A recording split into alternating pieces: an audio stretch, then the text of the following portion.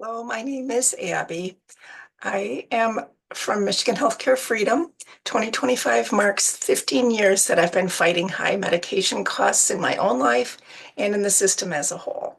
I'm creating this series to help you do the same. You are paying too much for medications. The way you can tell that personally is, do you skip pills to stretch out having to get refills? Or do you have to choose between buying medications and other essentials? The CDC, AARP, and Gallup have all researched this in the past 1 to 2 years, but the reports I see give conclusions instead of straight numbers. So it's a little bit hard to tell exactly how many Americans right now are experiencing this problem. I think I know why they're reporting this way, and I plan to come back to that once I confirm it. But today I want to talk about this week's FTC report. The Federal Trade Commission has reported a second they've put out a second report on specialty generic drugs and pharmacy benefit managers. Now, PBMs, as they're called, are just the middlemen between pharmacies, insurance companies, and pharmaceutical manufacturers. So they've got sort of a four-way circle going there. And it looks like the consumer, the person who goes to buy a prescription and thinks that you're getting a decent price, or at least the best you can get, um, are the victim of these because, oh wow, this report is amazing. It's important to understand this much background on the big three PBMs, the pharmacy benefit managers. They handle 80% of US medications. And the Federal Trade Commission this week reports a long list of red flags for abusive market dominance. They're big, so they can, and they are. Um, First off is the price markups. Hundreds and thousands of percent markup on many specialty generic drugs dispensed at their affiliate pharmacies. So it's sort of a big company town. You've got the insurance company and the PBM and their own affiliate pharmacies. And they're marking up drugs because they're sort of in it together. These are drugs for cancer, heart disease, HIV, other serious conditions.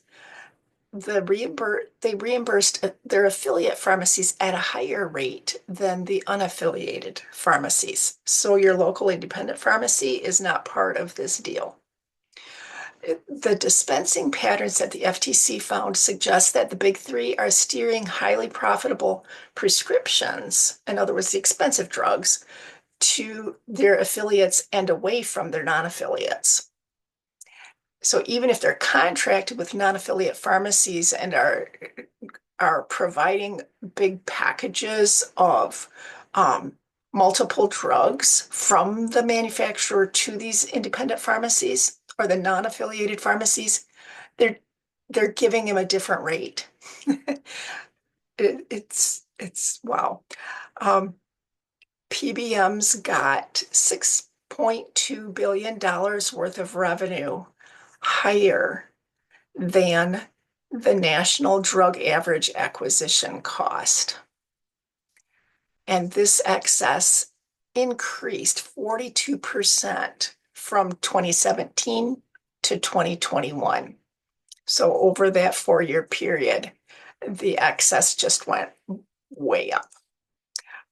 $1.4 billion of income they got from what's called spread pricing, that they bill the insurance plans more than they reimburse the pharmacies for the drugs. So here's the middleman, and they're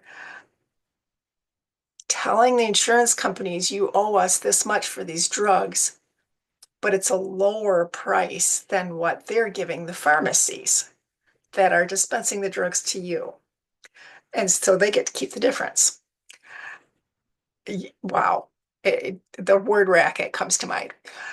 Anyway, keeping it short here, more about the FTC and PBMs along with the full report. Check the link below and look at our community forum while you're at the link.